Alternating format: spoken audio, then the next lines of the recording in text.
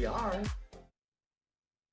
Hello, and thank you all for joining us for our fourth Throwing Your Parents Under the Bus podcast. I'm Jane Johnson, and I am a mother who wants to help new drivers avoid crashing their car like both of my sons did in one summer. Now, with me today is veteran crash investigator and driver safety expert Mike Peel, who has used his savvy skills for more than 40 years to create thousands of smarter, safer drivers. And that's how I met him is after my sons crashed their cars. I said, "Where were you when my kids were going through driver ed?" How you doing, Mike? I am doing great, thanks. Always enjoyable to do these podcasts. I actually think we're going to have a lot of fun with them. So, students, keep sending those things in, and we'll explain what those are all about. But welcome to be here. Love it. All right. Also today, Natasha, who is our social media expert, and keep up our enrichment activities. What say you, Miss Natasha? Hi, just having a good day over here, enjoying my new coffee cup. I have one too. Thank you, Natasha, our social media Yes. expert and great creator, made these for us. Oh, stop. Okay, and we know Mike doesn't have one yet because the mailman has not delivered to his house yet. Yes. All right. Well, the reason we do this podcast is because we hope to use this platform to help parents and students learn good driving habits by listening to other people's success or failure on today's unforgiving roads. Now, if you haven't heard our podcast before, our Drive Safe Ride Safe courses include these enrichment activities that students need to do with their parents and that to help teach them about real life driving situations. And the students and parents must perform these activities and then send us their observations. And over the years, we've collected quite a few, and we've just kind of decided that maybe this platform would help us help other people be safer on the roads. So let me tell you, on this episode, we've got concerns about basic maneuvers, fear of losing limbs, surviving self-driving cars, and why 8 airbags. Those are the highlights, but Natasha, can you start with the first observation? Yes. The activity this response comes from encourages kids to study the car manual of the car that they will be learning to drive with. This is from Jack from Excelsior, Minnesota, and he writes, "The car I will be learning to drive is a Tesla Model Y. I specifically targeted the safety parts of the car. I found that there are 4 different kinds of airbags, and that's 8 throughout the car: knee, front, side, and curtain." All right. Well, I have never experienced an airbag blowing up with on me, so I'm excited to hear from Mike about what's a curtain airbag and also how can I not be afraid of them.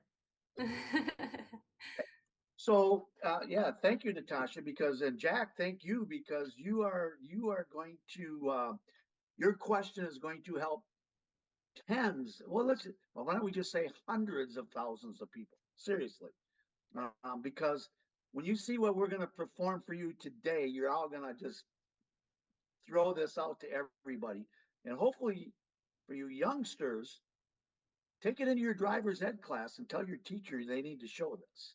All right, because I am also an airbag expert, and let's just talk about what Jack found. Okay, so a normal car, a regular car, not a Tesla, has to have a minimum of 2 airbags: a driver's steering wheel and a right passenger comes out of the top of the dashboard. Okay, that's a federal requirement in any manufacturer that is either that's sold in the U.S. We'll say. All right.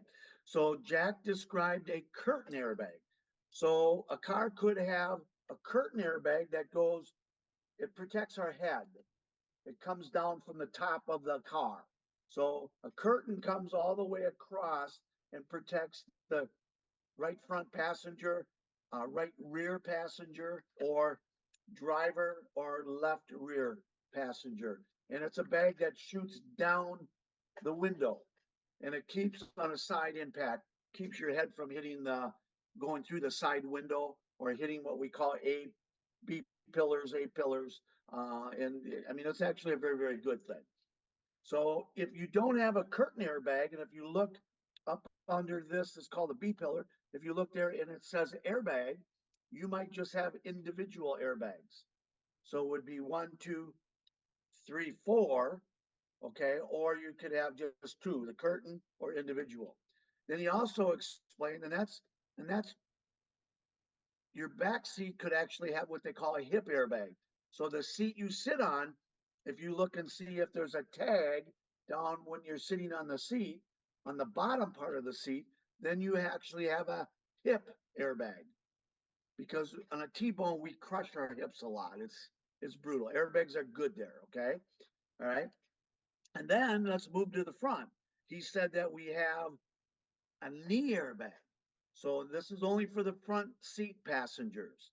So not only does an airbag come out of the top of the dash or the steering wheel for the driver, it actually shoots two airbags from underneath the dashboard, protects the knees from going forward. All right. Because a lot of times we break legs. Now, listen, don't fear these airbags because I'm going to show you some violent things. But if we sit in a car properly and let the technology save our life, it will. But if we don't do the things technology wants us to do, then actually the airbags can become a bad thing in our car. Okay? So remember, our car is a driving machine. It's not made to party. Okay? It's not made to dance in. It's not made to reach up and grab stuff because we have explosives in our car called an airbag. All right. So let's talk the right front first. Right front, that airbag comes out at a minimum of 280 miles an hour in 3 milliseconds. That's not 3 seconds, that's 3/10 of a second. That is faster than the space shuttle taking off. That is faster than a jet that cranks all of its power down. In the snap of a finger, 3/10 of that, it's at 280 miles an hour. You do not want to be hit by that. It'll kill you, it'll break your neck, it'll break anything in its path. You are made to hit that as it's releasing its air. All right. That is why it's so important in that right front seat because that airbag fills the whole space of the right front. Very important that you have your seat back all the way. Do not move that right front seat up to give people more room in the back. And also, if you have a taller person that's going to sit behind you, don't switch seats with them because the right front passenger seat is, in my opinion, the safest seat to sit in because you are surrounded by pillows in a crash. And I mean literally surrounded, okay? Which is a good thing. Now, let's move over to the driver's side. The driver's side has an airbag that comes out of the front of the steering wheel. And that airbag comes out at either 10 inches or 12 inches. All right. So our older cars are 12-inch airbags. If you look at your driver's manual, Minnesota driver's manual, it says keep your hands at 9 and 3. Okay. Look at a clock or 8 and 4. All right. So if I'm going to kind of do this, it's hard to do when I'm sitting facing there, but see the 9? Look at my thumbs. Okay. And then look at when I go down to 8 and 4, my thumbs can't come back at my face. And that's what we're going to talk about today is, when I'm here, see my thumb right there? It's pointed right at my face. Boom. Up here, it's pointed, the airbag comes out 200 miles an hour. It's coming back at my face. Right. So let's talk about 10 and 12-inch airbags. Take a normal piece of paper, put it against your breastbone plate. And if that bends at your steering wheel, you are about to be hit by an airbag that goes 200 miles an hour in 3/10 of a second. So your passenger side is 280 because it's bigger, has to cover more space. The driver only gets a 200-mile-an-hour airbag, but it's still 3/10 of that. Okay. Now, a lot of people say that my airbags didn't go off when we rear-ended somebody. Your front bumper has to be depressed.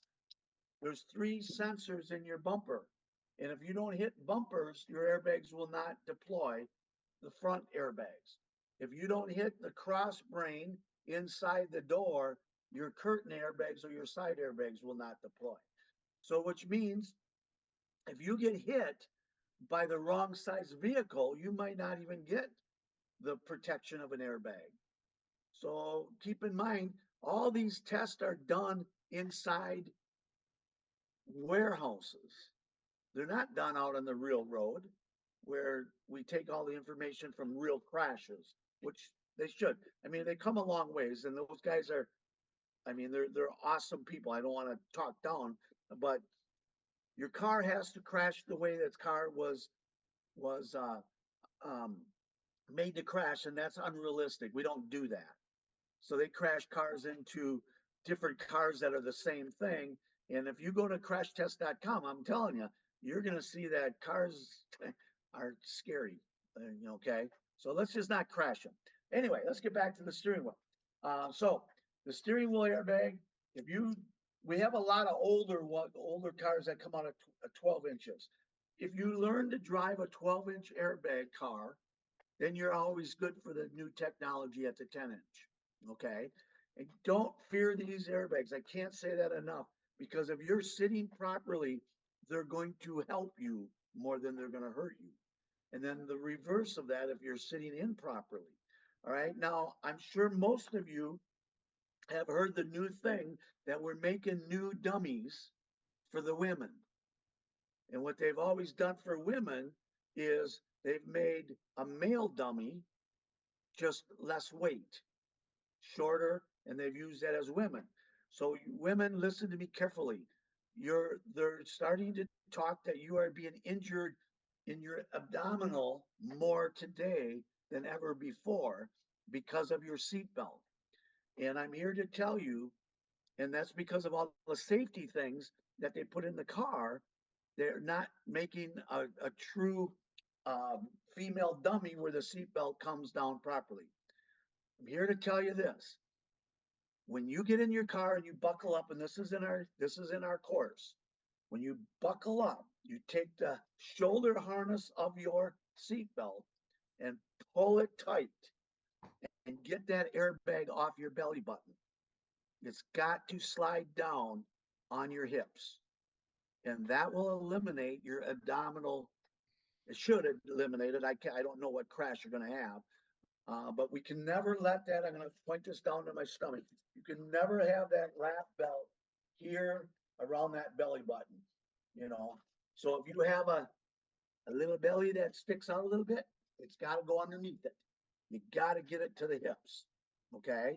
Top one's not going to be, because if you give it a pull and tighten the bottom, you're going to be all good for the rest. Okay. Now, demonstration for you. And this is what I mean by you need to show everybody this podcast. Okay. So I want you to, I'll take my glasses off. I want you to take your thumb or your finger and just feel your softness of your eyeball. Okay. And just push a little bit. Don't hurt yourself. All right. And I want you, and then our demonstration is going to have an apple. And the apple represents your eyeball. Is an apple harder than your eyeball? And the answer to that is yes. This happens to be a Braeburn apple, which is very hard. So, I mean, it's actually hard, okay? And then we're going to use a straw. Okay, this happens to be a Starbucks straw, but McDonald's, doesn't matter what straw it is. This is a straw that's going to represent our thumb. Okay, now I have two straws. All right, one we're going to destroy and one we're not. So I'm going to take the straw and I'm going to hold it my thumb like this. And don't try to do this at home, because you can put this straw through your hand. Not through it, but you can cut yourself with the straw. All right.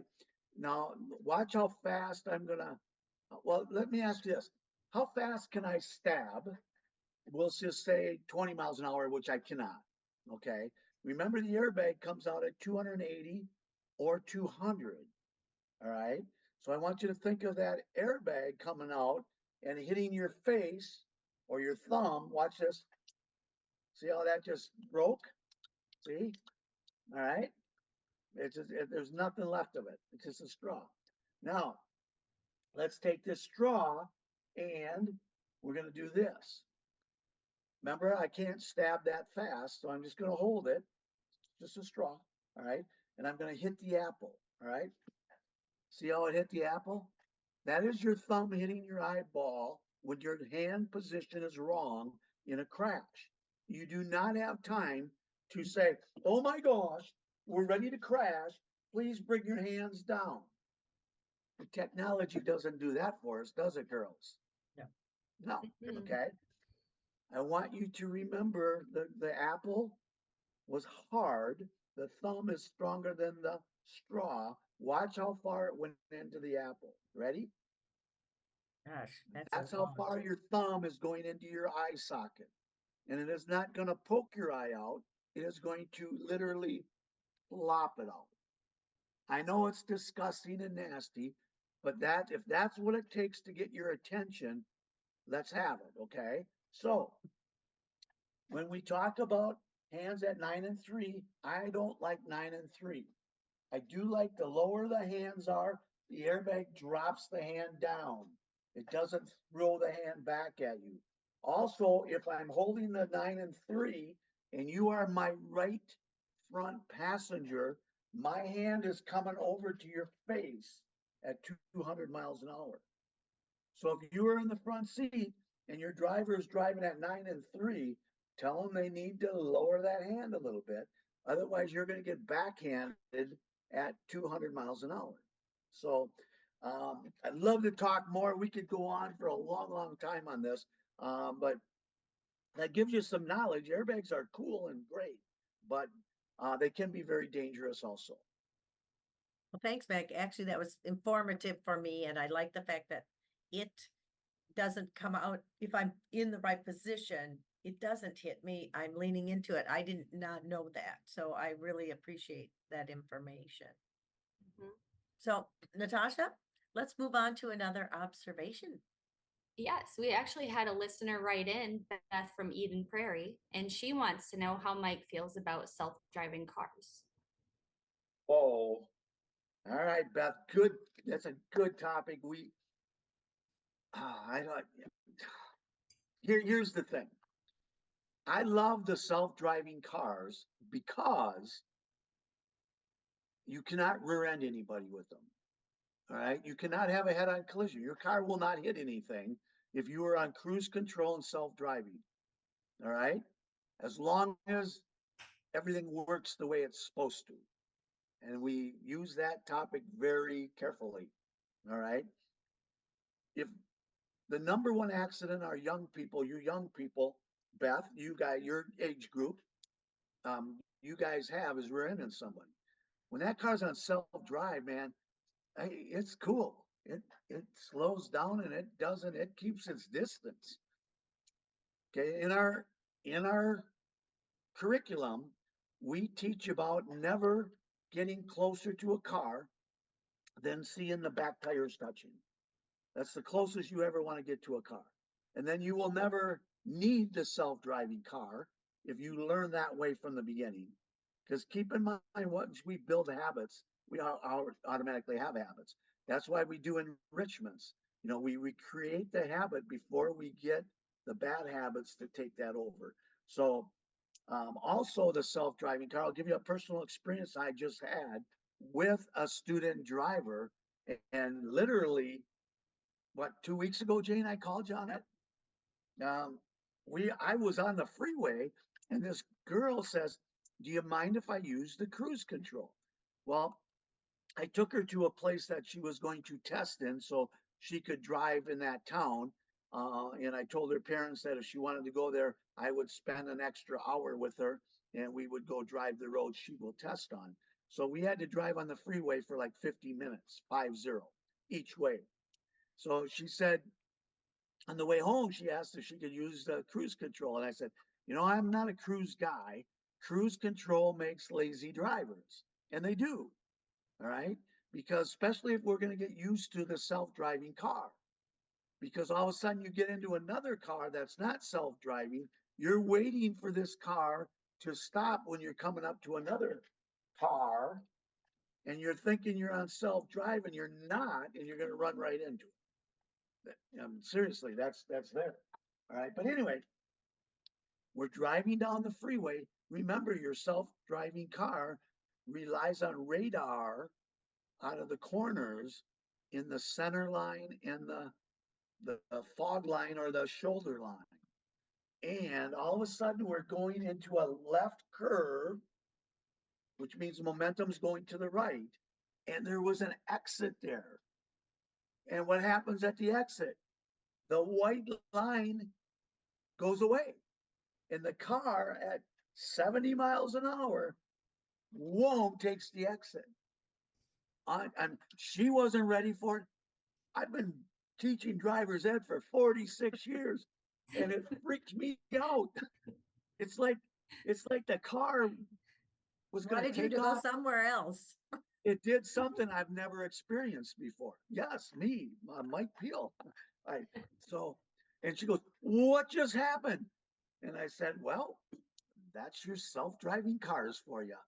And that's I said, I am so glad that happened because you just showed me another reason why self-driving cars are not ready yet. Okay. Right. Beth, listen to me. And Jack, before this, listen to me.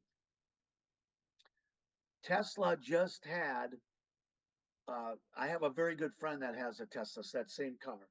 And they turned on the self-drives for everybody that can before they pay a monthly fee for it, they can get used to it and just see what they think about it. Everything was going fine and dandy for the first week and a half, and they had to shut it down after 30 days because too many accidents were happening. I've been in that car. It's cool. It's functionable. When everything's working right, I'm going, wow, I'm amazed. I'm amazed. How can this be? But man, when something goes wrong, I don't want to be on the other end of it. I don't want to be that person sitting at a stoplight when that self-driving car is coming up behind me at 55 miles an hour and something's not going to work. Because what it doesn't teach the self-driving car to do is to make maneuvers to avoid, to be that smarter, safer driver. And where is my exit? So keep that in mind. You know, when all technology fails, now we have a missile coming at us. When we let our mind and we frame our minds, the benefits to the right, we teach it in our courses. The ditch is your best friend. Self-driving car is not doing that. All right. You and your brain power are going to take that car away from that. So be careful. I love it, but we're not quite there yet. You know, like they say on the Shark Tank, you know what? This is not for me. I'm out. Right. That's very good. Very good. Well, thank you for that information, Mike. It was good.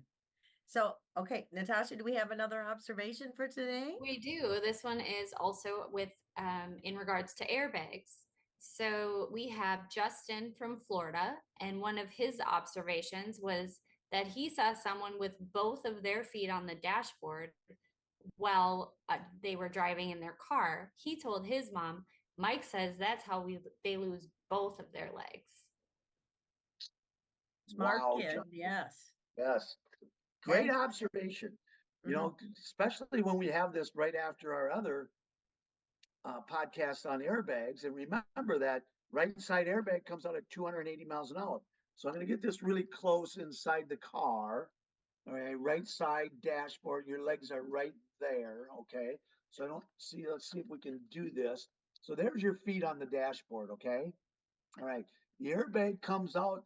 The dashboard actually lifts up, and the piece of the dash will come into the windshield and break it.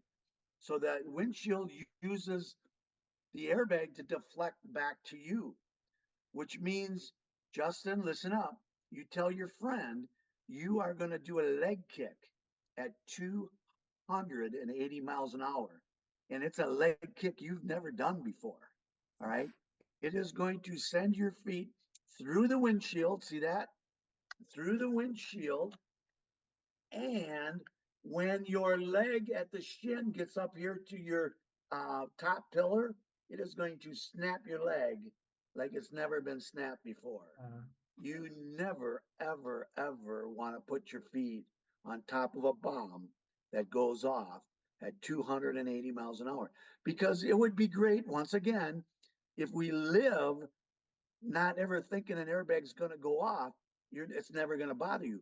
But in a crash, you do not have time to say, we're about to crash, get your feet off the dashboard. It doesn't happen that way. I mean, because crashes happen just like this. All right. So, and that's why we also don't put our foot outside the window, because then it's going to split you in half at the hips at 280 miles an hour. I'm telling you, people, when you're in that right front seat, you do never want to bend down to get something off the floor. That's how necks get broke. All right. Because the problem is the driver doesn't all of a sudden pay attention to driving. When you do something in the right side seat, the driver starts to focus on you, what you're doing. Okay. So you never pick something off the floor. You never bend into that airbag when that car's in motion, because that, it'll actually snap your neck. If it doesn't kill you, you could end up in a wheelchair for the rest of your life. The legs can be fixed, let's say, but you're never going to be the same. So great observation. Love it, love it, love it. Well, thanks, Mike. That is good. Um, so I guess with that said, I think we're done. Is that right, Natasha? Yeah, I think that's it for today. All right. Well, before we sign off, of course, we want to thank you for joining us today because we really appreciate it. And we love that we've already had some great stories from people that will be coming up in future podcasts. And we love your input and we hope to continue. So if you have any thoughts, please email us your own driver observations or stories to drivesaferidesafe@gmail.com. If you're interested, of course, in listening to a replay of our podcast or even to see us, you can go to, first of all, www.buzzsprout.com/2361962. We have the link right there. And then, of course, you can go to our website, which is at drivesaferidesafe.com/podcast/link. Or one more time, one other thing is to watch the video podcast at our youtube.com/drive safe ride safe 1, which is the number, not the word. And with that said, until next time, what do we say? Drive Ride safe safe, ride. and ride safe. Well, that was almost good. Almost there.